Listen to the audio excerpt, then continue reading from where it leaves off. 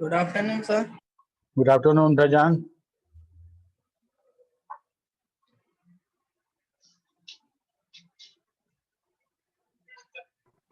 Good afternoon, sir. Good afternoon. कैसे हो तुम लोग? ठीक हो ना? Yes, sir. Yes, sir. बहुत अच्छे हैं.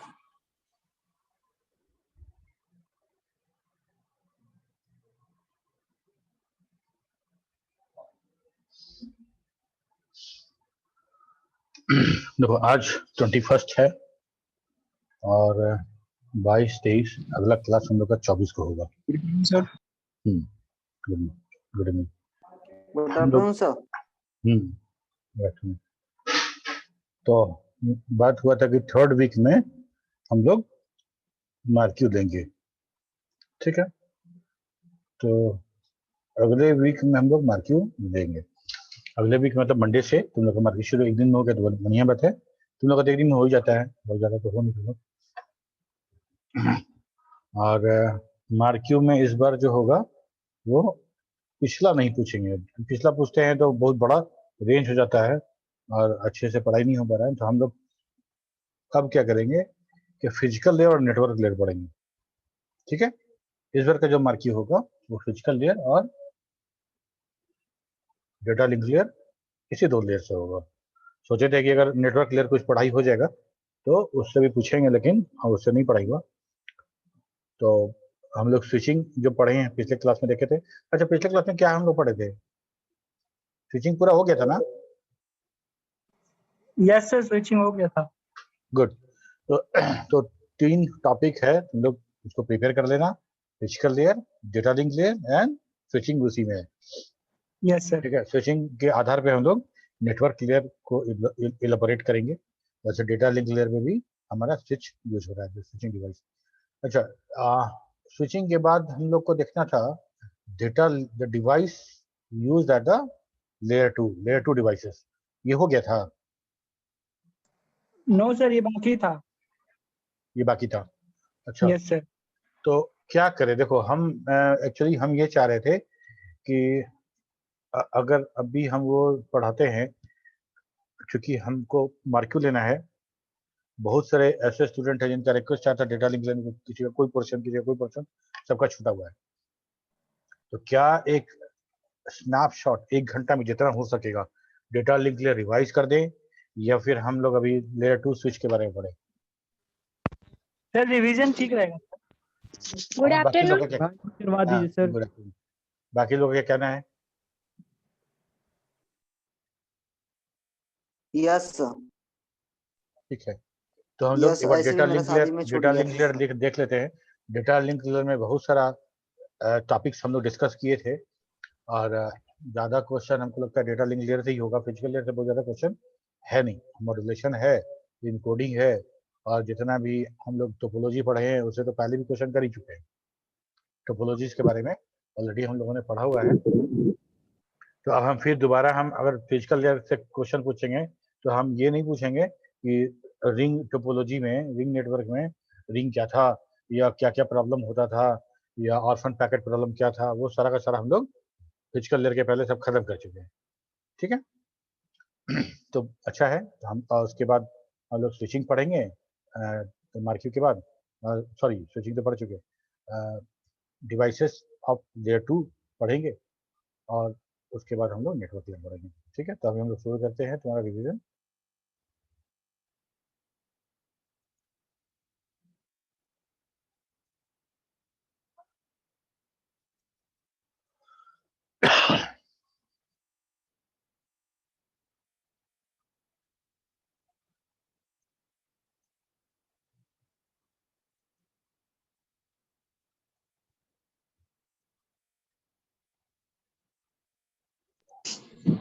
अच्छा, तुम लोग में से कोई बताओ डेटा लिंक लेयर का रिस्पॉन्सिबिलिटी क्या था?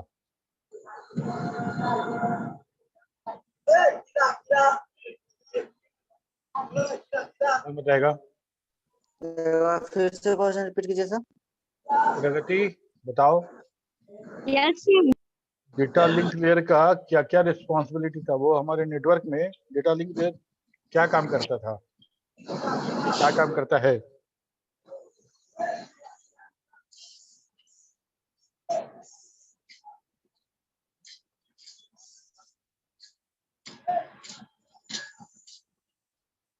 कहा है मुकेश, देवाशीष, बोले सर। हाँ तन्नू, ये सब लोग नहीं आई है क्या? हाँ नीतीश बोलो। सर इसका भी नवाज बहुत आ रहा है सर। तुम्हारे तरफ से आवाज आ रहा है ना? राहुल की साइड से आ रहा है, पता नहीं कितना नींद ले रहा है। हाँ बोलो। सर इसमें error detection sir, flow control sir, और इसका 2 सब लेयर होता था सर, एक एलएलसी एक मैक सर। इसका मेन पर्पस है एरर कंट्रोल और फ्लो कंट्रोल सर, डेटा देखो फ्लो याद कंट्रोल सर। रखने का तरीका बड़ा अच्छा है। सर इसको इसमें हाँ बोलो। सर इसमें फिजिकल लेयर के डेटा को डेटा लिंक लेयर तक भेजता भी था। कौन भेजता था? सर फिजिकल लेयर इसका लेयर डेटा को डेटा लिंक लेयर तक भेजता भी था। हाँ ठीक है, वो लेयर 1 या लेयर 2 है तो भेजेगा, इसमें कौन बड़ी बात है? यस सर, सेंडर और एक रिसीवर। ठीक है, तो याद रखने के लिए ऐसा समझना कि डेटा लिंक लेयर का 2 सब लेयर था, logical link control and MAC sub layer. ठीक है यस सर। नीतीश? इसमें हम फ्रेम के आगे हेडर और पीछे टेलर भी होता था। सुनो, बीच में मत इंटरप्ट किया करो, जब हम बोल Okay, रहे हैं उसके बाद चुप रहो। बोलना है तो फिर हैंड रेस करो, फिर बोलेंगे तब बोलना। तो हम ऐसे याद करेंगे ना तो बड़ा आसानी से याद हो जाएगा। लॉजिकल लिंक कंट्रोल एलएलसी और मीडिया एक्सेस कंट्रोल, ये 2 लेयर अलग अलग था। एलएलसी का काम क्या था? एलएलसी हमारा फ्रेमिंग कर रहा था, फ्लो कंट्रोल कर रहा था, एरर कंट्रोल कर रहा था। ठीक है ना? Yes sir. फ्रेमिंग बिट और बाइट ओरिएंटेड वाला, ठीक है, मैक स्टफ में करते थे जो बीट स्टफ और बाइट स्टफ वाला जो था। यस सर, बीटा स्टफिंग बाटा स्टफिंग। हाँ तो वो हो गया मेरा फ्रेमिंग। ठीक है, फ्रेमिंग के बाद हम लोग बोले फ्लो कंट्रोल, विंडो प्रोटोकॉल और गो बैक एंड ये सब, वो हो गया फ्लो कंट्रोल। उसका एरर कंट्रोल, ठीक है, रिडंडेंट बीट, सीआरसी और वो इवेंट पैरिटी और पैरिटी, ये सारा खत्म। ये सारा का सारा काम एलएलसी का खत्म हो गया। ये 3 याद रहेगा। मीडिया एक्सेस कंट्रोल का सिर्फ एक ही काम था। वो क्या था कि मीडिया एक्सेस को कंट्रोल करना था। कौन डिवाइस चैनल को कंट्रोल करेगा, यूज करेगा, उसका कंट्रोलिंग था उसके बाद। सर। ठीक है ना? ये यही था। और उसमें भी 3 तरह का प्रोटोकॉल हम लोग पढ़े थे, रैंडम पढ़े थे, फिर कंट्रोल पढ़े थे और चैनलाइजेशन पढ़े थे, 3 पढ़े थे। तो अभी तक जो हम लोग पढ़े हैं, सबसे बड़ा और सबसे ज्यादा जो क्वेश्चन वाला जो लेयर है वो यही है। ठीक है, इससे थोड़ा सा कम रहेगा नेटवर्क लेयर, लेकिन नेटवर्क लेयर से भी आईपी एड्रेस और स्विचिंग का बहुत कंसेप्ट है, तो इसके उससे भी अच्छा क्वेश्चन बनता है। Hello sir. सर एलएलसी के बारे में बताइएगा, तो लॉजिकल लिंक कंट्रोल। हम पूरा का पूरा डेटा लिंक लेयर ही बता रहे हैं। ओके पूरा सर। का पूरा डेटा लिंक लेयर ही बता रहे हैं। तो डेटा लिंक लेयर क्या है कि नोड टू नोड, मतलब हॉप टू हॉप उसको रिस्पॉन्सिबिलिटी दिया गया है भेजने का। मतलब हम सेंडर हैं और अगर नीतीश रिसीवर है तो हमारे और नीतीश के बीच में कितना इंटरमीडिएरी नोड है, उसको भेजने का काम डेटा लिंक लेयर का है। ठीक है, डेटा लिंक लेयर को नहीं पता है कि हम जो पैकेट भेज रहे हैं, हम जो फ्रेम भेज रहे हैं, वो कहाँ जा रहा है, फाइनल डेस्टिनेशन मेरा कौन सा सिस्टम, इसको नहीं पता है। उसको सिर्फ ये पता है कि सिस्टम से निकलेगा पैकेट तो पहला वाला हॉप कौन सा है जहां जाना है। समझ में आ रहा है बात? पहले वाला जो हॉप है वो जानना है वहां पे कौन सा है। तो पहले वाला हॉप का मैक एड्रेस पता चला, तो मैक एड्रेस वहां पे रखा गया, तो पैकेट निकल गया, पैकेट वहां पहुंचा, और वहां पे जो राउटर है वो हर राउटर में नीचे का 3 जो लेयर है वो सब जगह रहेगा। नीचे का 3 लेयर मतलब physical layer, data link layer and network layer, तीनों लेयर हर राउटर पे है। ठीक है, तो उस केबल से, उस तार से वो सारा का सारा डेटा मेरे सिस्टम से निकला और पहुंचा वहां पे। वहां पहुंचा तो वो फिजिकल लेयर उसका डेटा को एक्सेप्ट किया, ठीक है, एक्सेप्ट किया, एक्सेप्ट करने के बाद उसको डेटा लिंक लेयर को दिया, डेटा लिंक लेयर उसको प्रोसेस किया तो बोला ये तो मैक एड्रेस मेरा है, ये तो मैक एड्रेस मेरा है, ये हम ही को दिया गया है, ठीक है। इसके बाद वो चला गया नेटवर्क लेयर में दिया कि भैया देखिए तो पैकेट आया था मेरे पास, ये पैकेट जा कहाँ रहा है, ये आप देखिए कि अगला किसको भेजना है। नेटवर्क लेयर देखा, नेटवर्क लेयर उसमें आईपी एड्रेस पड़ेगा, और आईपी एड्रेस पड़ेगा तो उसके पास आईपी राउटिंग टेबल रहेगा, और आईपी देख के बताएगा ये किधर जाने वाला है, और इधर जाने वाला है तो नेक्स्ट आईपी एड्रेस हमारा ये है, इस पे जाने वाला है, ठीक है। तो अब क्या करेगा कि उस आईपी एड्रेस से अब मैक एड्रेस वो पता करेगा, मैक एड्रेस उसको पता चलेगा, और वो मैक एड्रेस नेक्स्ट हॉप का जब वहां से पता चल जाएगा कि भाई इस लाइन में जाने वाला है, तो वो उस लाइन का आईपी एड्रेस से वहां का मैक एड्रेस आएगा, मैक एड्रेस फिर दिखा जाएगा, और ये फिर वापस जिस लेयर में चढ़ा था उस लेयर में वापस उतरेगा और फिर लाइन में चल जाएगा। अब उसमें अगले हॉप का मैक एड्रेस है। समझ में आ रहा है? ठीक है, ध्यान से सुनना, समझ में आई Yes, बात? मैक एड्रेस अब अगले हॉप का दे दिए, पहले हॉप ए था, अब हॉप बी पे जा रहा है, तो बी का आईपी एड्रेस का सारा टेबल जो था वो नेटवर्क लेयर के पास था, ठीक है। हर राउटर के पास राउटिंग टेबल होगा। राउटिंग टेबल कहने का मतलब कि अगर इधर जाना है, कौन सा पैकेट किधर जाने वाला है तो किधर भेजना है, ठीक है, किधर जाना है। अब हम लोग कहीं हाईवे पे जाते हैं तो हरा वाला पट्टी नहीं बना रहता है कि अगर आपको जाना है मुजफ्फरपुर तो इधर जाइएगा, और आपको सिवान जाना है तो यहाँ से जाके बाएं मुड़ जाइएगा, ऐसा होता है ना, बड़ा सा इतना किलोमीटर है बाएं दाएं ऐसा बना रहता है, yes, sir. ठीक है। Yes sir. तो एग्जैक्टली Yes, वही sir. काम हमारा नेटवर्क लेयर कर रहा है। नेटवर्क लेयर के पास पूरा नेटवर्क टेबल है, राउटिंग टेबल है, राउटिंग टेबल के हिसाब से वो डिसाइड कर रहा है कि भाई आईपी एड्रेस जो है वो किधर का है, कौन सा आईपी एड्रेस दिया गया है, वहां तक पहुंचने के लिए नेक्स्ट हॉप कौन सा होगा।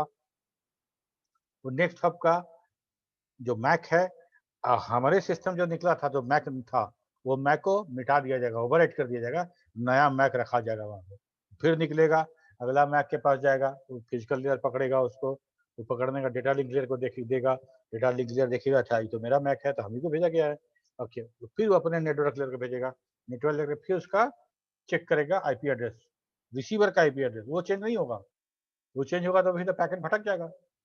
और अब देखेगा वो नेटवर्क लेयर देखेगा भाई यहाँ से तो 3 रूट जा रहा है इस आईपी एड्रेस के लिए, कौन सा भेजे, और जो रूट अच्छा लगेगा उस रूट के नेक्स्ट हॉप का मैक एड्रेस रिजर्वेशन एआरपी है, हम लोग पढ़ेंगे उसको लेके मैक एड्रेस फिर मिलेगा नेक्स्ट हॉप का, उसको फिर पैकेट में देखा जाएगा और वो अगले पड़ाव पर पहुंचेगा, ठीक। तो अगला पड़ाव करते वो नीतीश के पास पहुंच जाएगा। समझ में आया बात?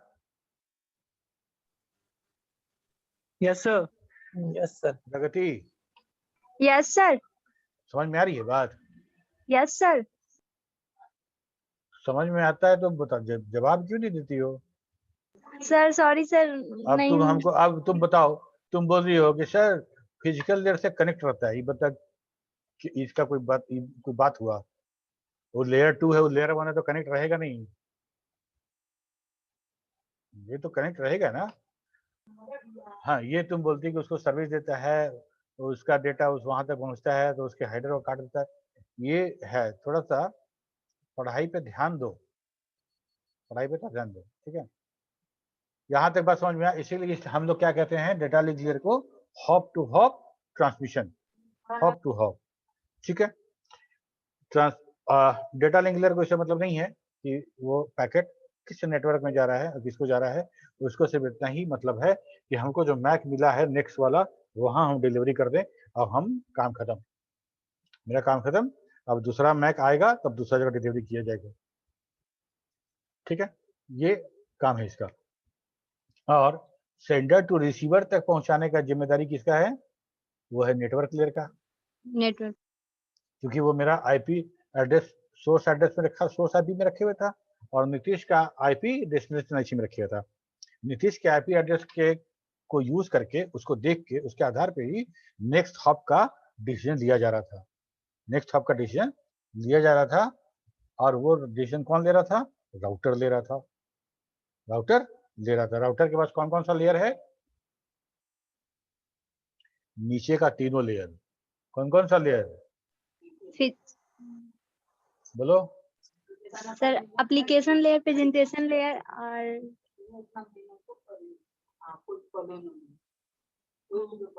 Application, presentation. No sir, sorry sir, ये क्या कहते हैं? काजल तुम बोलो। फैजान।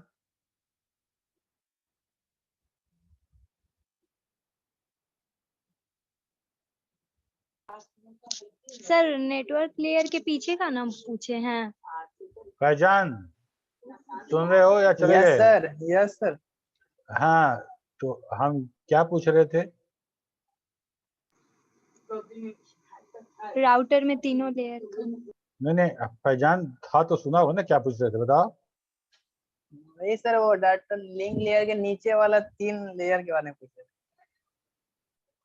मतलब राउटर पे कौन कौन सा 3 लेयर होगा, वो ऐसा ही जो रेफरेंस मॉडल है उस सातों में से कौन कौन सा लेयर राउटर पे होता है।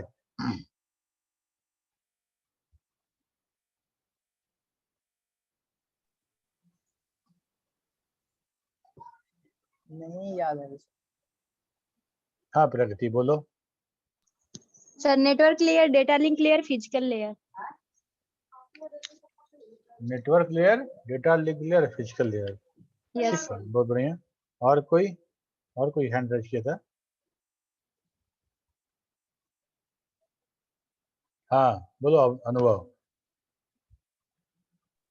यस सर, वही network layer, data link layer और फिजिकल हाँ लेयर। बोल तो रहे हैं कि नीचे का 3 लेयर। कहाँ कंफ्यूजन है? यस, पहले ही कहाँ हैंड रेज कंफ्यूजन किया है? था तुम सर। मोबाइल रख के चले जाओगे इधर उधर तो सुनोगे नहीं, तो फिर कंफ्यूजन रहेगा ही। ठीक है, यस सर। तो ये 3 लेयर वहां रहेगा और यही काम होता है। इसीलिए हम लोग बोलते हैं नेटवर्क लेयर के बारे में जब पढ़ेंगे तो हम लोग बोलेंगे कि हाँ ये होस्ट टू होस्ट डिलीवरी करता है, और data link layer hop to node. Hop delivery करता है। ठीक, ओके। क्या क्या रिस्पॉन्सिबिलिटी दिया गया है? फ्रेमिंग और addressing and the flow control और एरर कंट्रोल और मीडिया एक्सेस कंट्रोल। ये वाला जो चीज था, एड्रेसिंग तो हुई क्या कि हम लोग जो एड्रेस मिलेगा हमको उसमें हम अपना हेडर, जो डेटा लिंक लेयर का हेडर है वो जोड़ेंगे, उसमें मैक एड्रेस रहेगा। ठीक है। तो पहला था फ्रेमिंग, दूसरा था फ्लो कंट्रोल और तीसरा था एरर कंट्रोल। ये तीनों का तीनों पार्ट जो था पहला सब लेयर का था। पहला सब लेयर क्या था? लॉजिकल लिंक कंट्रोल, एलएलसी और एमएसी मैक, ये 2 लेयर था। पहला लेयर का जो काम था फ्रेमिंग करना। फ्रेमिंग क्यों आवश्यक था? फ्रेमिंग इसलिए आवश्यक था कि हम फिजिकल लेयर से जब हम डेटा सेंड करते थे तो ऊपर से डेटा आता जाता था और फिजिकल लेयर को देते जाते थे, और फिजिकल लेयर सारे डेटा को सिग्नल बदलता था और नेटवर्क पे उसको फ्लो करा देता था। ठीक है, तो अगर हम डिजिटल टू डिजिटल की बात करें और कि कोई एक इनकोडिंग टेक्निक मान लो, ठीक है, मैनचेस्टर या डिफरेंशियल मैनचेस्टर, एनआरजेड कुछ भी, तो हम क्या करेंगे कि एक पैटर्न, एक वोल्टेज पैटर्न लगातार, या फिर और सिंपल तरीके समझो कि 011001 लगातार भेज रहा है, कंटिन्यूटी में, एक कंटिन्यूअस में जा रहा है। ठीक, लेकिन जब ऊपर से सेगमेंट पैकेट बना, पैकेट फ्रेम बना, और वो फ्रेम जो है वो फ्रेम हम भेज रहे हैं, और वही फ्रेम डेटा लिंक लेयर, यहाँ से जो डेटा लिंक लेयर फ्रेम बनाया, और हमारे रिसीविंग एंड पे डेटा लिंक लेयर को यही फ्रेम चाहिए है, वो तो नहीं बड़ा फ्रेम चाहिए, तब उसमें से वो अलग अलग डेटा को, अलग अलग हेडर को पढ़ेगा और उस फ्रेम को प्रोसेस करेगा। ठीक है, अगर मान लो वो फ्रेम कटा छटा मिला या थोड़ा बड़ा मिला, दूसरा फ्रेम इसके साथ जुड़ गया, तो सारा का सारा मैटर जो है इधर का उधर हो जाएगा, पता नहीं चलेगा। ये बात समझ में आ रही है? Yes sir. जब समझ में आया तो सब लोग बोलो यस सर।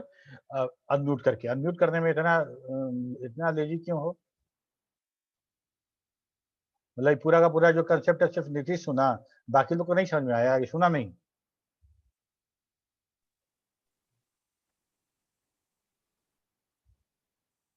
फैजान को लगता है कुछ काम है।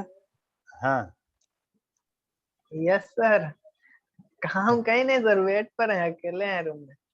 ठीक है, तो अभी हम लोग क्या बोले कि जब फ्रेमिंग, अब जैसे मान लो हमको तो पानी बाल्टी में चाहिए, नल से पानी गिरेगा तो थ्रू आउट गिरेगा, थ्रू आउट गिरेगा, और हमको नल से पानी गिरता हुआ या ऊपर से पानी गिरता हुआ दिख रहा है, तो हम वो एकदम कंटिन्यूअस फ्लो ऑफ पानी है। तो हमारे फिजिकल लेयर से जो डेटा निकलेगा नेटवर्क में वैसे ही निकलेगा, वैसे ही निकलेगा जैसे नल से पानी बह रहा हो। ठीक है, हम उसमें से अपने काम के हिसाब से हम मेजर करेंगे। हमको मेजर करना पड़ेगा कि इतना बिट या इतना बाइट हमको लेना पड़ेगा और उसको फ्रेम के रूप में प्रोसेस करना पड़ेगा। कंटिन्यूअस डेटा को हम प्रोसेस नहीं ना कर सकते हैं, कैसे करेंगे बताओ? कंटिन्यूअस डेटा मतलब नंबर 1 से शुरू हो रहा है और 2-2,500 बाइट बिट भेजा जा रहा है, ये 5,000 बिट भेजा जा रहा है, तो हम उसको प्रोसेस कैसे करें? उसमें हम सीआरसी कैसे ढूंढेंगे? उसमें हम सेंडर रिसीवर का एड्रेस कैसे ढूंढेंगे? नहीं कुछ ढूंढ पाएंगे। और डेटा लिंक लेयर जो पैकेट बनाया, अगला डेटा लिंक लेयर को वैसे ही पैकेट ने चाहिए, यस और नो? Yes sir. एग्जैक्टली वैसे ही डेटा लिंक लेयर का पैकेट चाहिए। Data link layer network layer से जो आया था पैकेट, उसमें अपना हेडर जोड़ा था, भेजा था। अब एग्जैक्टली उसको पता है कि ये है, मतलब डेटा लिंक लेयर जो फ्रेम बनाया, वो फ्रेम एक डेटा लिंक लेयर समझ सकता है, दूसरे सिस्टम का डेटा लिंक लेयर समझ सकता है। उस फ्रेम को वहां का नेटवर्क लेयर भी नहीं समझ सकता है, वो सिर्फ डेटा लिंक लेयर का भेजा डेटा लिंक लेयर समझेगा। तो यहाँ डेटा लिंक लेयर के ठीक नीचे फिजिकल लेयर, वो सारा डेटा 0-1 के रूप में पूरा का पूरा भेज दिया, और वहां पूरा का पूरा 0-1 लगातार मिले जा रहा है। तो वहां हम फ्रेम काटे, फ्रेम में उसको समझ ले कि यहाँ से फ्रेम शुरू हुआ, यहाँ खत्म हो गया, एक फ्रेम है, यहाँ से दूसरा फ्रेम शुरू होगा, ये बात करनी आवश्यक थी। ठीक है, अटैचिंग तो हो गया। फ्लो कंट्रोल में क्या था? फ्लो कंट्रोल में ये था कि अगर सेंडर बहुत फास्ट डेटा सेंड करेगा तो क्या होगा, रिसीवर क्या करेगा? रिसीवर मान लो स्लो है, उसका कंप्यूटर स्लो है, या वो फ्रेम को प्रोसेसिंग जो कर रहा है वो स्लो हो रहा है, तो उसका बफर सारा फुल रहेगा, और तुम ज़्यादा डेटा भेज दोगे तो वो रिसीव नहीं कर पाएगा, वो वहाँ पे बर्बाद हो जाएगा, वो नष्ट हो जाएगा, डिस्ट्रॉय हो जाएगा। ठीक है, तो हमको फ्लो कंट्रोल भी करना है कि सेंडर उसी स्पीड में डेटा सेंड करे जिस स्पीड में रिसीवर डेटा एक्सेप्ट कर सकता है। ठीक है, error control. The data link layer also add reliability to the physical layer by adding mechanism to detect or retransmit a damaged, duplicate and lost frame. Error control में हम अगर data भेज रहे हैं और वो डेटा किसी कारणवश चेंज हो गया, तो वो डेटा जब रिसीवर तक पहुंचेगा तो वो डेटा सेम तो नहीं रहेगा, वो डेटा गड़बड़ मिलेगा, वो गलत मिलेगा। तो इसीलिए उस चीज को कंट्रोल करना है, इसके लिए जिम्मेदारी भी दी गई है डेटा लिंक लेयर को, कि डेटा लिंक लेयर ऊपर से सब जब आ जाए, फाइनली जब डिस्पैच करने लगिएगा तो इसके साथ एक एरर कंट्रोल लगा दीजिएगा, ताकि वहां पे पता चले, वहां डेटा लिंक लेयर उस सीआरसी को पढ़ के चेक कर लेगा कि जो इस सिस्टम का जो डेटा लिंक लेयर जो पैकेट भेजा है, जो फ्रेम भेजा है, एग्जैक्टली वही फ्रेम तो डेटा लिंक लेयर को मिला है ना, कि नहीं मिला है। ओके, यहाँ तक तो बात हो गया। दूसरा बात था, जो दूसरा सब लेयर था मीडिया एक्सेस कंट्रोल, उसका काम ये था कि हम एक ब्रॉडकास्ट नेटवर्क पे, एक शेयर्ड नेटवर्क पे अगर हम डेटा सेंड और रिसीव कर रहे हैं, तो हम कैसे ये बात इंश्योर करेंगे कि जो सेंड और रिसीव करना है वो कोई एक बंदा एक स्टेशन ही करे, एक बार में एक से ज्यादा स्टेशन ना करे। ठीक है, एक से ज्यादा स्टेशन एक बार में अगर सेंड करता है तो कोलिजन होगा। ये काम दिया गया था डेटा लिंक लेयर के मीडिया एक्सेस कंट्रोल को। ठीक है, एक से ज्यादा करेगा तो नहीं होगा सर? हाँ, अगर एक से ज्यादा डेटा कोलिजन करेगा तो नहीं होगा? सॉरी, एक से ज्यादा डेटा अगर सेंड करेंगे हम लोग, एक तो कोलिजन नहीं होगा? कोलिजन होगा ना। नहीं होगा। जैसे एक तार है, 2 स्टेशन के बीच जुड़ा हुआ है, ठीक है, तीन सिस्टम है एक स्टेशन से जुड़े हुए हैं। उधर वाला जो सबसे लास्ट वाला है उसको हम भी डेटा भेजने वाले हैं और मेरे बगल में जो सिस्टम इससे भी डेटा जाने वाला है, दोनों एक साथ डेटा भेजेंगे तो दोनों डेटा एक साथ जब नेटवर्क में आएगा तो दोनों कोलाइड कर जाएगा और दोनों कोलाइड होके वहां पे डेटा लॉस कर जाएगा, डेटा मिलेगा नहीं। तो हमको ये काम करना था कि उस नेटवर्क से ऐसा कुछ व्यवस्था करना था, कोई एक ही सिस्टम डेटा सेंड करे, दूसरा ना करे, ठीक है। Yes sir. तो ये दोनों का काम था और ये काम था इसका मीडिया एक्सेस कंट्रोल। फ्रेमिंग में क्या पढ़े थे हम लोग कि हम अभी बात किए, पूरा डिटेल नहीं जाएंगे, तुम्हारे पास पीडीएफ है ही है। फ्रेमिंग मतलब कि हम उस कंटिन्यूअस 0-1 के रूप में जो डेटा जा रहा है उसमें कुछ ऐसा स्टफ इंटर करें ताकि हमको रिसीविंग एंड पे पता चल जाए यहाँ पे मेरा डेटा पैकेट बन रहा है। हाँ अनुभव।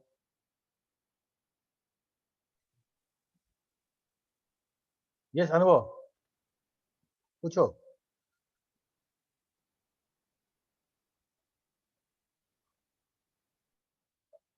अनुभव हैंड रेज कियो।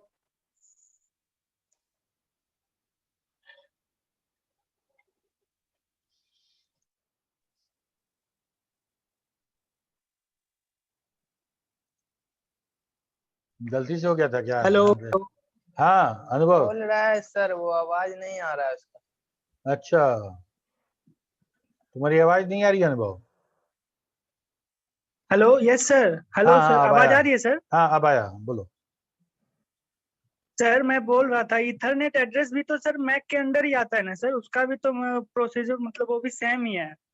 फिजिकल एड्रेस जो भी होगा सब डेटा लिंक लेयर का ही है, मैक ही है। इथरनेट में भी तो हम मैक यूज करते हैं ना, लोकल लैन में जितना भी यूज करेंगे वो सब मैक ही यूज होता है, ठीक है।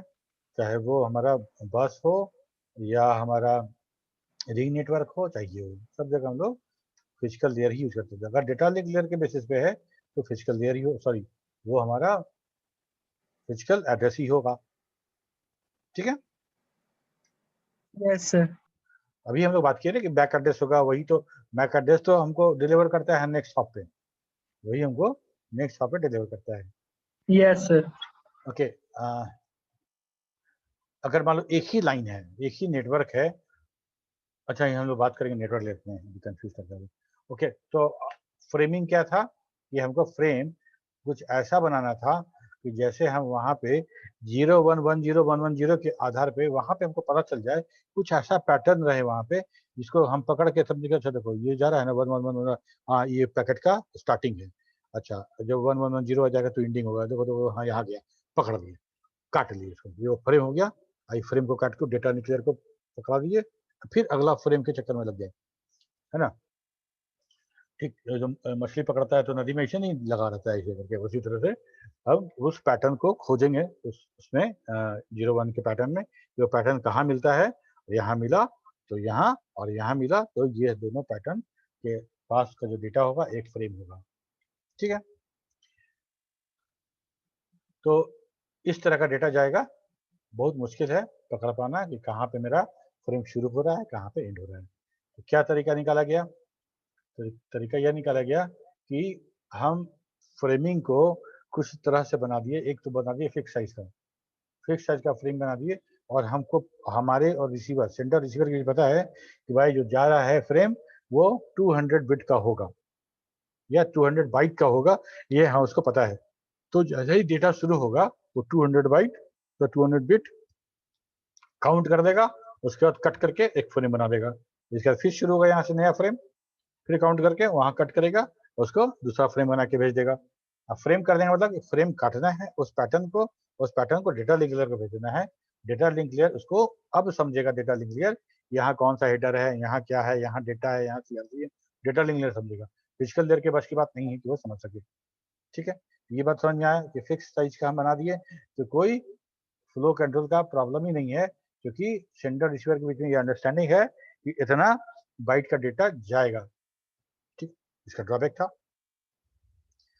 था कि the data size is less than the frame size, then extra bit needed to added to data called padding, मान लो कि तुम रखते हो कि 200 बिट भेजेंगे, 200 बिट भेजेंगे और बता दिए रिसीवर को कि भाई 200 बिट भेजेंगे एक बार में, एक फ्रेम जो होगा मेरा 200 बिट का होगा।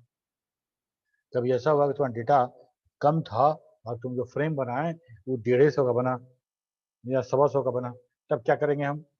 अगर 125 का बिट भेज देंगे तो और उसके बाद दूसरा फ्रेम रहेगा तो 150 पकड़ के काट लेगा, 125 इधर का और 75 बिट तो अगला फ्रेम का चला जाएगा। ठीक है, Yes, 75 तो अगला काट लेगा, तो गड़बड़ हो जाएगा। तब क्या किया जाए? तो बोले कि ठीक है, तो हम उसको बोले हैं कि हम 200 भेजेंगे तब 200 भेजेंगे।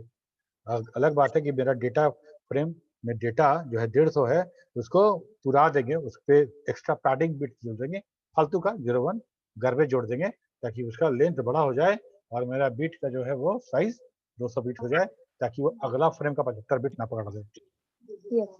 ठीक। अच्छा, ये हो गया फिक्स साइज, प्रॉब्लम था पैडिंग का। तो अब हम लोग बोले कि अब हम लोग वेरिएबल साइज यूज करेंगे। वेरिएबल साइज कैसे यूज करेंगे?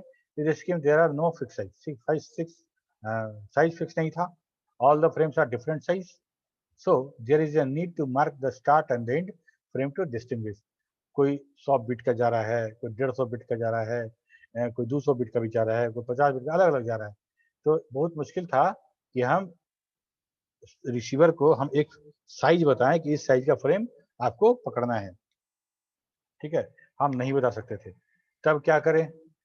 तो हम लोग क्या करें कि स्टार्ट फ्रेम डिलीमीटर और लेट ऑफ द फिल हम जोड़ दिए। स्टार्ट फ्रेम डिलीमीटर एक स्पेशल कैरेक्टर जो डेटा में नहीं आएगा, वैसा कुछ हम जोड़ दिए और हम बोल दिए कि भाई जो हमारा डेटा होगा वो इतना लेंथ का होगा। तो हम पूरे फ्रेम में स्टार्ट फ्रेम डिलीमीटर लगाए, स्पेशल कैरेक्टर लगा दिए जो कहीं पूरे फ्रेम में यूज नहीं होने वाला, वैसा कुछ लगा दिए, और लेंथ वाले में लगा दिए कि भाई 100 बिट जा रहा है।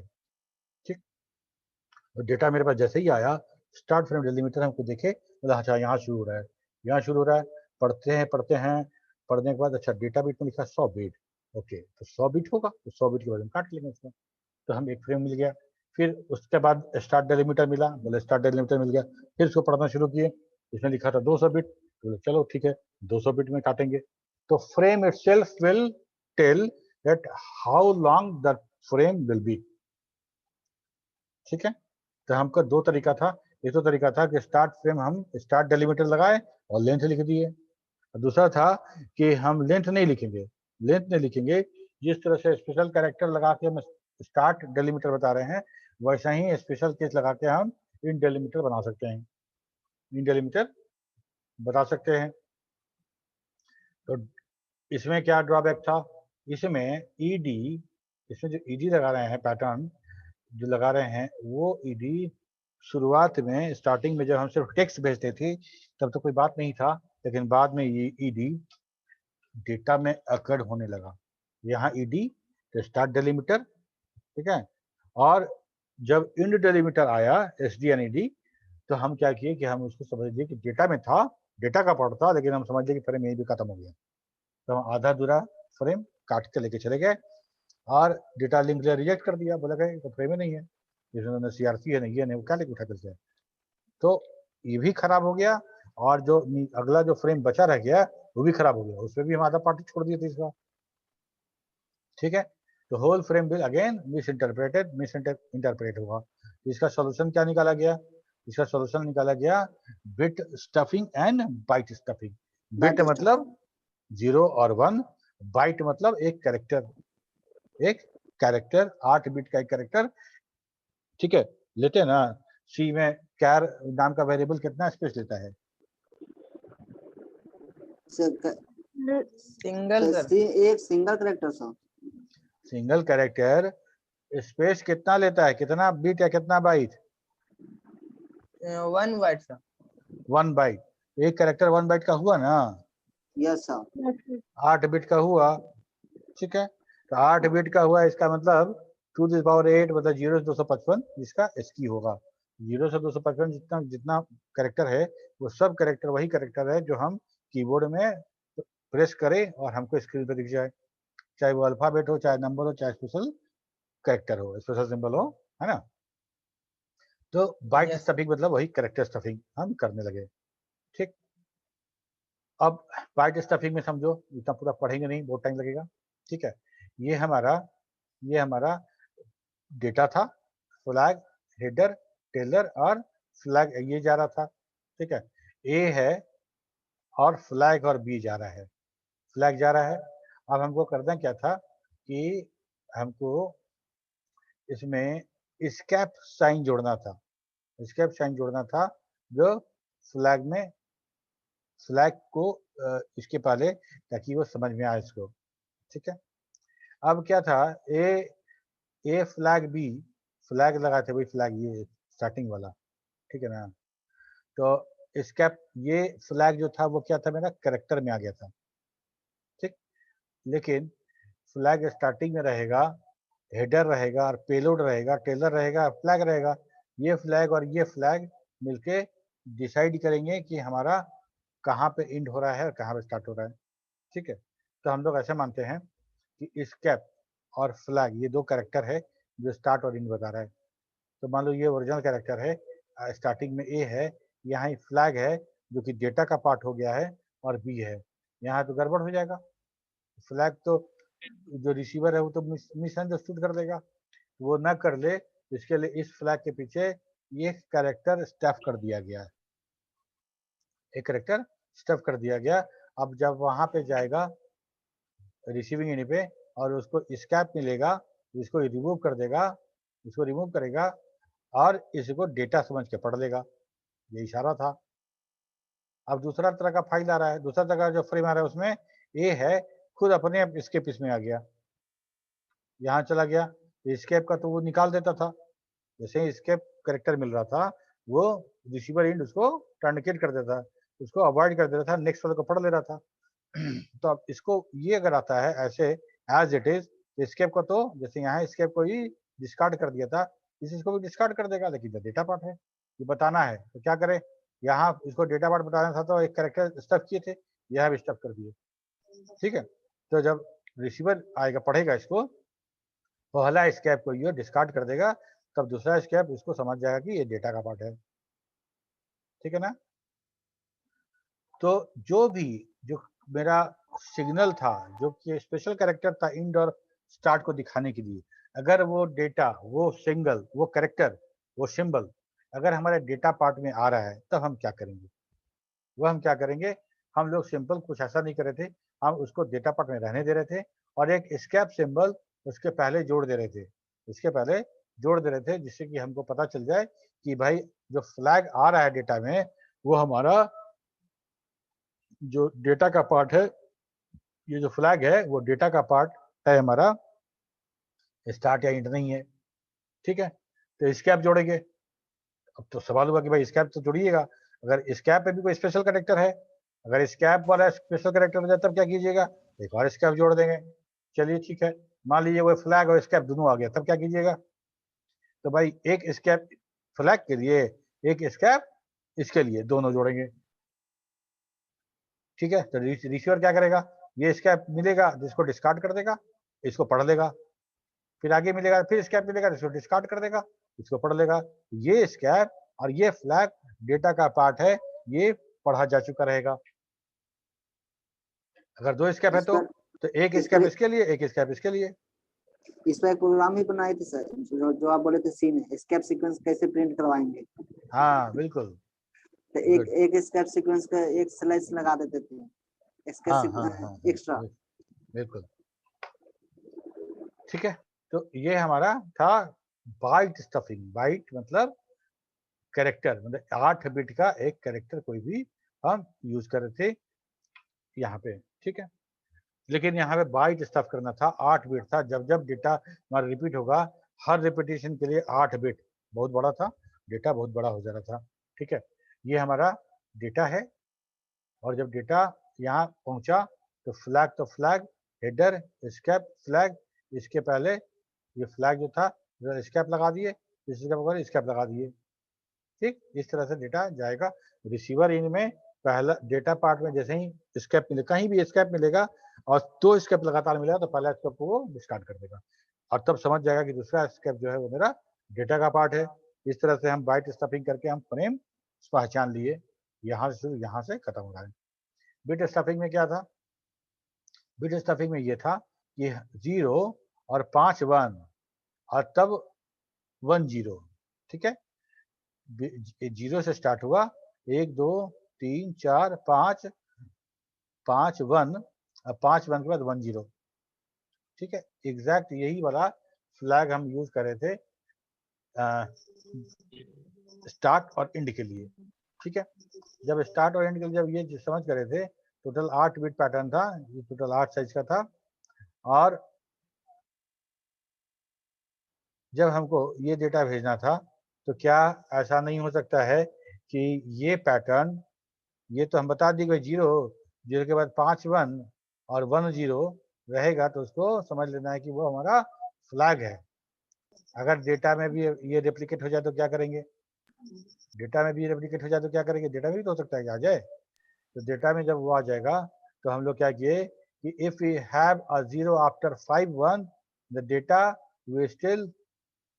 we still stuff a 0, that 0 will be removed by the receiver।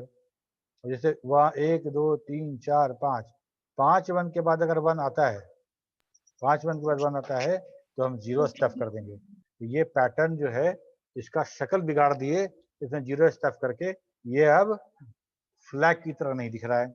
Receiving end पे बताया हुआ है कि अगर 5 1 के बाद 0 मिलेगा ना तो उसको 0 को हटा देना, फालतू का है, ठीक है। तो जैसे ही 5 1 के बाद 0 मिलेगा, रिसीवर इसको डिस्कार्ड कर देगा और बाकी डेटा को वो फ्लैग ना पढ़ के वो डेटा पढ़ लेगा, ठीक है। यहाँ देखो 0 0 के बाद 1 2 3 4 5 5 5 1 है, लेकिन 1 0 नहीं है, तो ये फ्लैग नहीं है, this is not a flag. लेकिन प्रोटोकॉल क्या कहता है कि फ्लैग हो चाहे नहीं हो, आपको टेंशन नहीं लेना है। 0 के बाद 5 1 मिला तो एक वो लगा दीजिए, आगे का पढ़ने की जरूरत नहीं है। हो सकता है फ्लैग हो सकता है फ्लैग नहीं भी हो सकता है फ्लैग हो सकता है फ्लैग नहीं भी हो। 0 के बाद 1 2 3 4 5 5 का 0 1 था, ये भी नहीं था फ्लैग, लेकिन फिर भी नियम था कि 5 0 के बाद अगर 5 1 मिलता है तो नेक्स्ट बिट स्टफ कर देना है 0, ठीक है। क्लियर है सबको? Yes sir. Yes sir. चलो अब हमारा दूसरा क्लास है, इसके बाद फ्लो कंट्रोल है, इसके बाद हमारा एरर कंट्रोल है, ये सब है। तुम लोग पढ़ के देखना, अगर जरूरत पड़ेगा तो पहले बता देना, ताकि मंडे को हम लोग रिवीजन फिर से आगे का रिवीजन करेंगे और मार्किंग को फिर एक दिन और आगे बढ़ा देंगे, ठीक है। और हेलो अगर तुम सर। लोग तैयारी कर लेते हो, सब समझ में आ जाता है, तो कम्युनिकेट कर देना। तुम लोग सब लोग नीतीश को कम्युनिकेट करना, नीतीश हमको बता देगा कि रिवीजन पूरा करा दीजिए या मार्किंग लीजिए, ठीक है नीतीश? Okay sir. पढ़ के देखना, सब कुछ अच्छे से समझाया हुआ है, पढ़ाया हुआ है, फिर बोलोगे तो हम एक बार रिवीजन करा देंगे, ठीक है। चलो बाय बाय। Okay sir. हाँ कुछ बोले, कोई कुछ बोला क्या? अच्छा नीतीश अटेंडेंस ले लिए हो? यस सर, भेज देते हैं। ठीक है। हाँ वैसे तो 3:30 नहीं, अभी टाइम है जी। Yes sir. हाँ ठीक है। बोला कि 3:15, चलो अभी टाइम है अभी।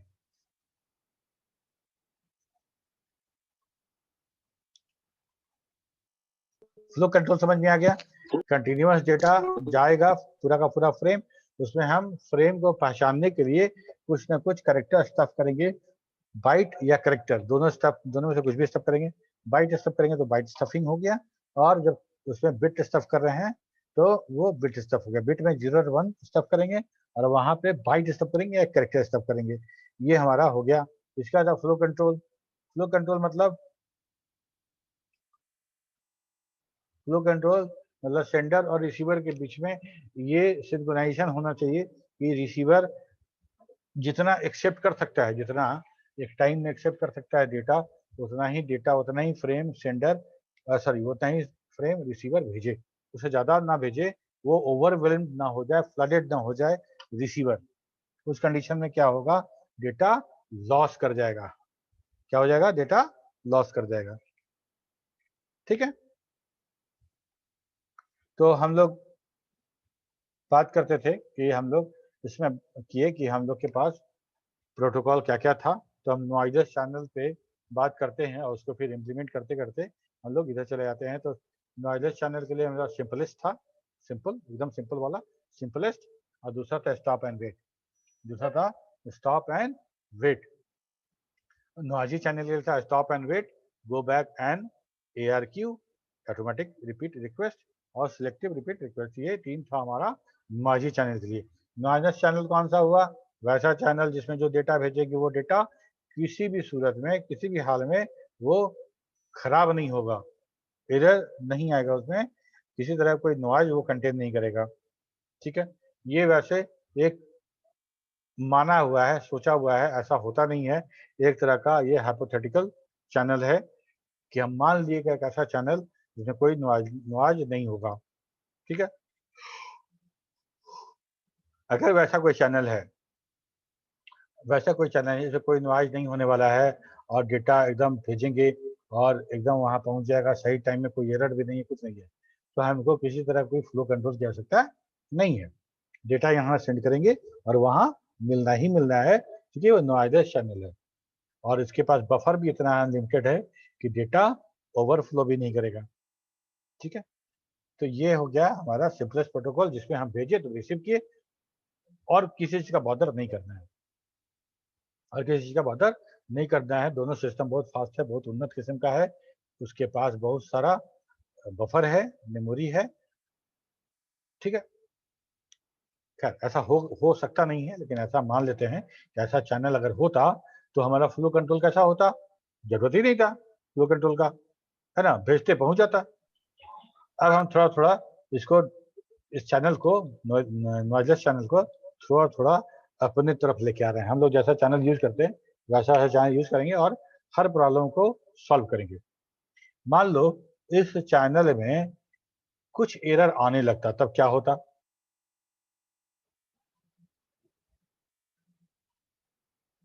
क्या होता? मेरा फ्रेम लॉस्ट कर जाता है यहाँ या ये फिर फ्रेम भेजे और ये भेजे और यही लॉस्ट कर गया, फ्रेम पहुंचा ही नहीं। ठीक है, यस ऐसा होने लगता तब क्या होता? ऐसा होता एक्नॉलेजमेंट तो नहीं मिलता सर। हाँ, तो हमको तो एज ए सेंडर हमको पता ही नहीं चलता कि कौन फ्रेम गया कौन फ्रेम नहीं गया।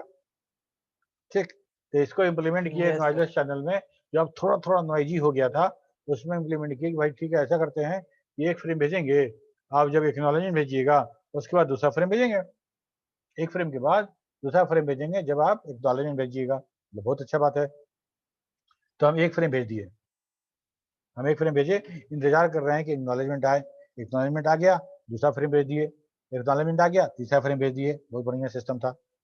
प्रॉब्लम कब हुआ? जब पहला फ्रेम भेजे वो रास्ते में डिस्ट्रॉय हो गया, बी तक पहुंचा ही नहीं, बी तक पहुंचा नहीं तो बी को पता ही नहीं है कि ये कुछ भेजा है, एक्नॉलेजमेंट की तो कोई बात ही नहीं है, और ये वेट कर रहा है कि अब आएगा एक्नॉलेजमेंट, अब आएगा, अब आएगा, तब हम बी भेजेंगे। वो एवे नहीं करेगा, वो आएगा ही नहीं, तो क्या होगा? ये डेडलॉक कंडीशन हो जाएगा, A will wait for the acknowledgement forever. ठीक है, ये दो प्रॉब्लम था। एक तो था कि कहीं कोई दिक्कत नहीं है, भेजिए पहुंच गया, एरर भी नहीं है और डिले भी नहीं है, कुछ नहीं है, एकदम मतलब भगवान के वरदान जैसा। ठीक है, ये स्टॉप एंड वेट हो गया। ठीक है, एक्नॉलेजमेंट भेजे, एक्नॉलेजमेंट गया, दूसरा फ्रेम गया, जब अगर एक्नॉलेजमेंट नहीं आएगा तो क्या होगा? गड़बड़ हो जाएगा। अब आ जाओ नॉइजलेस चैनल पे, नॉइजलेस चैनल पे हम आते हैं, तो नॉइजलेस सर ये चैनल नॉइजी मतलब, ना है सर, नॉइजलेस नहीं हाँ होता सॉरी, अभी। नॉइजलेस तो हो गया, नॉइजी चैनल पे आ जाते हैं। अब हम लोग अपना चैनल जिसपे हम लोग यूज करते हैं वो नॉइजी चैनल है। सर एक्सक्यूज मी सर, हैं, सर मेरा नॉइजलेस चैनल बेस्ट होता है या नॉइजी? देखो नॉइजलेस चैनल अगर हम बना पाते नॉइजलेस, तो उससे बढ़िया तो यस कुछ था ही नहीं, उससे बढ़िया तो कुछ था ही नहीं। हम नॉइजलेस चैनल अभी तक नहीं बना पाए हैं। ऐसा कोई भी चैनल जो नॉइजलेस हो, जिसपे डेटा करप्ट न करे, डेटा हमारा एरर न कंटेन करे, ऐसा चैनल आज तक बना ही नहीं। ठीक है, तो यहाँ पे जो हम लोग बात करते हैं सिर्फ समझने की बात करते हैं कि अगर नॉइजलेस चैनल होता तब क्या होता, तब क्या होता? तब तो हमको फ्लो कंट्रोल का जरूरत ही नहीं पड़ता, एरर कंट्रोल का जरूरत नहीं पड़ता। ठीक है, तो इसलिए हम ये बात करते हैं। ठीक है, हम जो यूज करते हैं, जो जिससे डेटा हम लोग भेजते रिसीव करते हैं, चाहे इंटरनेट हो चाहे लैन हो वाइन हो कुछ भी हो, वो सारा का सारा एरर प्रोन है, वो एरर आएगा, वहाँ खराब होगा फ्रेम, सब कुछ होगा, तो नॉइजलेस चैनल है वो। ठीक है, नॉइजलेस नॉइजी चैनल है वो। Noiseless channel are non existence, we can ignore the error और we need to add error control to our protocol. अब हम वैसे प्रोटोकॉल की बात कर रहे हैं जैसे जिस प्रोटोकॉल में बहुत फ्रिक्वेंटली हमारा पैकेट डैमेज होता हो, एरर आता हो, तो हम कैसे मैनेज करें, उसमें कैसे कैसे हम मैनेज करेंगे फ्लो कंट्रोल को। ठीक, तो फ्लो कंट्रोल नॉइजी चैनल क्या, वो पहला stop and wait automatic repeat request और स्लाइडिंग विंडो प्रोटोकॉल। और स्लाइडिंग विंडो प्रोटोकॉल में दो पार्ट है, गो बैक इन और selective repeat. Stop and wait क्या था? स्टॉप एंड वेट में ये था कि हम अभी जो नॉइजलेस में बात कर रहे थे कि हम फ्रेम भेज रहे हैं और हम एक्नॉलेजमेंट का वेट कर रहे हैं, एक्नॉलेजमेंट आएगा तो हम डेटा तब फ्रेम दोबारा भेजेंगे, दूसरा फ्रेम भेजेंगे, और वो एक्नॉलेजमेंट नहीं आएगा तब तक हम वेट करते रहेंगे। इसका क्या सोल्यूशन था? इसका सोल्यूशन आया कि हम जिस समय फ्रेम भेजेंगे उस समय एक क्लॉक भी ऑन कर देंगे, एक क्लॉक भी ऑन कर देंगे, और एक टाइम आउट करने कंडीशन में एक्सपायरी ऑफ द टाइम, अगर एक्नॉलेजमेंट हमको नहीं मिलता है तो हम समझ जाएंगे कि मेरा फ्रेम वहां डिलीवर नहीं हुआ है, वो फ्रेम वहां डिलीवर नहीं हुआ है। ठीक है, तो क्या करें, जैसे हम एक फ्रेम भेजे, हम टाइम शुरू कर दिए, और टाइम आउट इतना टाइम के बाद अगर फ्रेम नहीं मिला हमको, तो हम ये मानते हुए कि ये फ्रेम वहां नहीं पहुंचा, ऑटोमेटिकली हम उसको रिक्वेस्ट कर देंगे, वो सेंड कर देंगे। हो सकता है कि मेरा फ्रेम वहां पहुंच गया हो, एक्नॉलेजमेंट रास्ते में खराब हो गया हो, डिस्ट्रॉय हो गया हो, डैमेज हो गया हो, वो नहीं पहुंचा, मैं पैकेट पहुंच गया था, ऐसा भी सकता है। लेकिन हमको समझ नहीं है, हमको अगर मेरे पास एक्नॉलेजमेंट नहीं पहुंचा है और घड़ी टाइम आउट पीरियड दिखा दिया है तो हम भेज देंगे। इसीलिए बोलते थे stop and wait after sending one packet, stop and wait, and if you are not getting the acknowledgement in the predefined time, then automatically repeat that request, इसे बोलते हैं stop and wait automatic repeat request. ठीक है, इसको यहाँ पे देखें, जैसे यहाँ से फ्रेम 0 भेजे, एक्नॉलेजमेंट मिला, फ्रेम 1 भेजे, नहीं मिला। ठीक है, यहाँ टाइम आउट पीरियड शुरू हो गया, तो फ्रेम 1 को फिर दोबारा भेजेंगे, रीसेंड कर दिए, एक्नॉलेजमेंट गया, फ्रेम 0 भेजे, एक्नॉलेजमेंट भेजा था, लेकिन एक्नॉलेजमेंट 1 का भेजा था, इसका लॉस कर गया। ठीक है, तो फ्रेम 0 रीसेंट, ये काम हम करेंगे यहाँ पे। जो फ्रेम टाइम आउट पीरियड होता जाएगा हम भेजते चले जाएंगे। स्लाइडिंग विंडो प्रोटोकॉल में क्या कर रहे थे?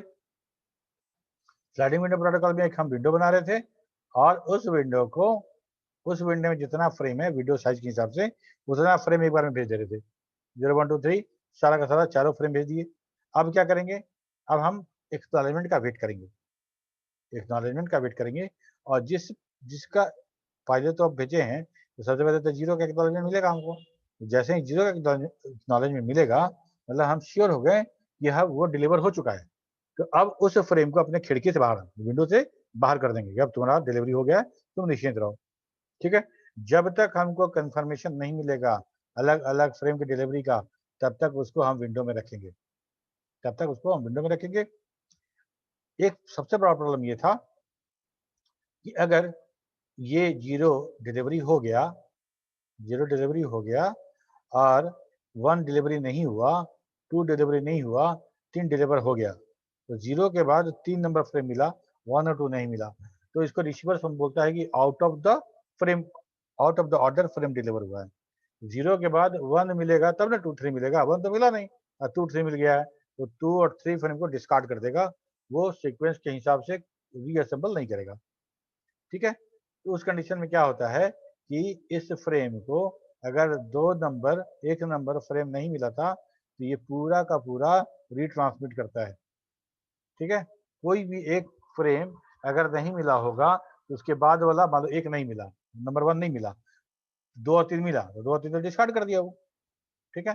उस कंडीशन में अगर 1 नहीं मिला, टाइम आउट पीरियड हो गया, ये जितना फ्रेम विंडो में रहेगा उस सारे फ्रेम को सेंड कर देगा, सारे फ्रेम को सेंड कर देगा वो, ठीक है। 0 का एक्नॉलेजमेंट मिला तो 4 नंबर गया तो 0 बाहर हो गया, 1 नंबर का एक्नॉलेजमेंट मिल गया तो 5, तो ये स्लाइड किया, 5 नंबर भेज दिया, ठीक है। अब इसके बाद क्या हुआ कि 2 नंबर अभी विंडो में था मेरा, जब तक इसका एक्नॉलेजमेंट नहीं आएगा तब तक इसको बाहर नहीं करेंगे और मैं स्लाइडर विंडो जो है वो स्लाइड नहीं करेगा।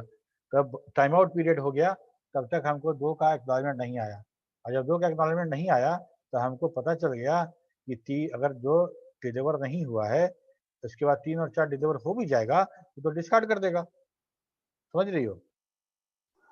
Yes sir. ठीक है।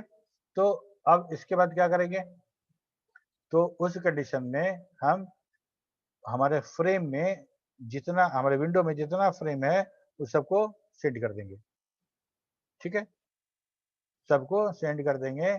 इसलिए इसको बोलते हैं go back N ARQ, go back and ARQ automatic request go back N, N is the window size. Suppose करो n 4 है तो बोलते हैं go back 4, go back 4 automatic request. अगर विंडो साइज 100 है तो गो बैक 100, मतलब 100 फ्रेम पीछे जाइए और सबको भेज दीजिए, यही है हमारा इसका मीनिंग।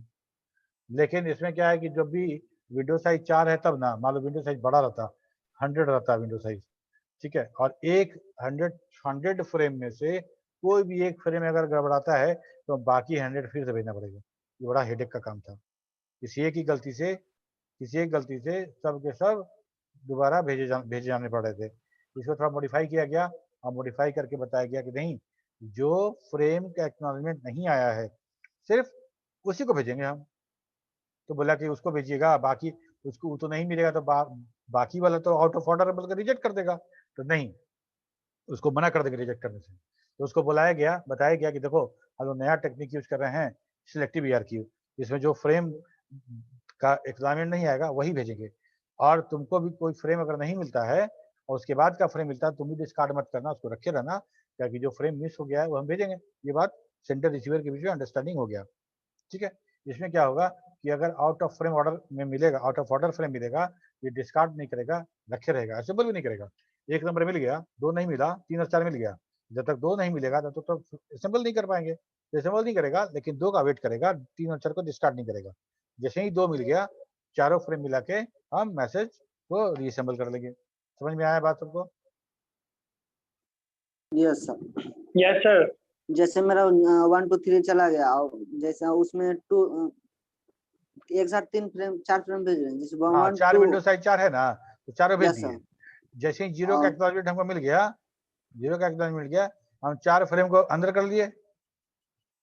देखो यहाँ तक यस ऐसे सर। था, 4 फ्रेम भेजे, ठीक है, और उसके बाद जैसे ही 0 का एक्नॉलेजमेंट मिला हमको तो हमारा विंडो स्लाइड कर गया, तो 4 अंदर आ गया। तो अब मेरे विंडो में 4 फ्रेम है, 4 का मेरा साइज था 4 है।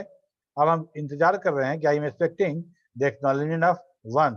अगर 1 का एक्नॉलेजमेंट आ जाता है तो स्लाइडर विंडो मेरा फिर स्लाइड करेगा और फ्रेम नंबर 5 अंदर आ जाएगा, ठीक है। देखो क्या होता है,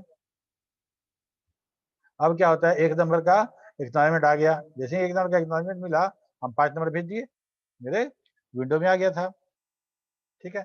इसके बाद क्या हुआ कि 2 नंबर का एक्नॉलेजमेंट हमको नहीं मिला, 2 नंबर का एक्नॉलेजमेंट हमको नहीं मिला। जब एक्नॉलेजमेंट हमको नहीं मिलेगा तो स्लाइडर विंडो से 2 बाहर कैसे करेंगे, क्योंकि हमको दोबारा भेजना है ना उसको, तो विंडो में रखेंगे उसको, तो विंडो स्लाइड नहीं करेगा, विंडो स्लाइड नहीं करेगा।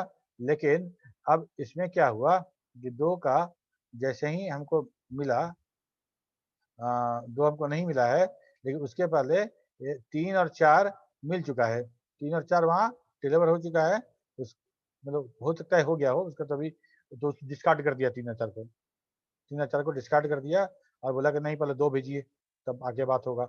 तब हम यहाँ फिर 2 भेजे, तो 2 ही नहीं भेजेंगे, जिसमें 2 भेज रहे होंगे उसमें विंडो में जो होगा सब भेजेंगे, 2 भेजेंगे, 3 भेजेंगे, 4 भेजेंगे, 5 भेजेंगे, तो 2 3 4 5 सब भेज दिए, ठीक है।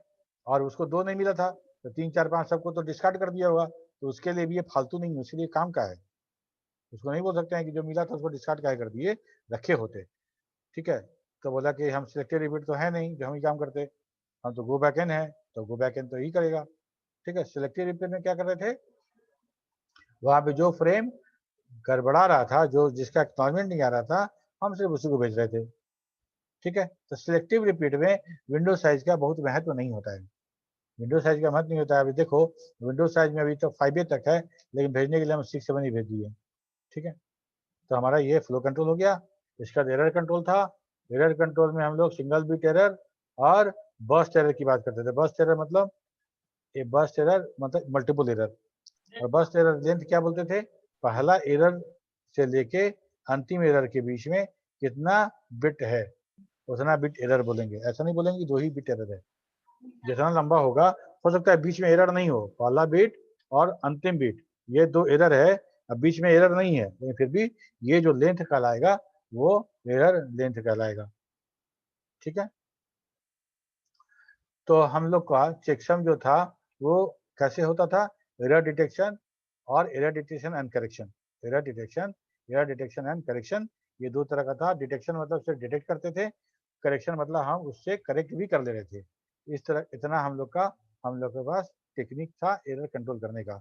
ठीक है, अब टाइम हो गया है, अब हम लोग बस करते हैं, तुम लोग देख लेना, तुम लोग से हो जाएगा तो हम लोग सीधे मार्क्यू लेंगे, और नहीं तो फिर बोलोगे तो एक दिन और रिविजन कराएंगे उसे हम लोग। एरर कंट्रोल और मीडिया एक्सेस कंट्रोल सब एक दिन में सब कर लेंगे। ठीक है सर MCQ नेक्स्ट क्लास में होगा क्या? नहीं, हम ये कह रहे थे कि अगर तुम लोग पढ़ लो नेक्स्ट क्लास, क्योंकि सब समझाया हुआ है बढ़िया से, अगर एक बार रिवीजन चाहिए था तब हम लोग मंडे को करेंगे, अदरवाइज मंडे को हम टेस्ट लेंगे। ये तुम लोग सर डिसाइड कर लेना, सुनो डिसाइड कर लेना, डिसाइड करके नीतीश को बता देना। नीतीश हमको बताएगा कि सर मार्क्यू आप मंडे को ले लीजिए, या मंडे को एक क्लास और रिवीजन में दे दीजिए। सर ठीक है, ये लास्ट कल क्या डेटा लिंक लेयर? क्या data link layer last topic है क्या? कौन सा टॉपिक है? Data link layer last topic है क्या? अभी लेयर 2 ही चल रहा है, लेयर 2 अभी है, 7 लेयर पढ़ना है। 7 लेयर पढ़ता है, लेयर 2 है, लास्ट टॉपिक कैसे हो गया? ना सर।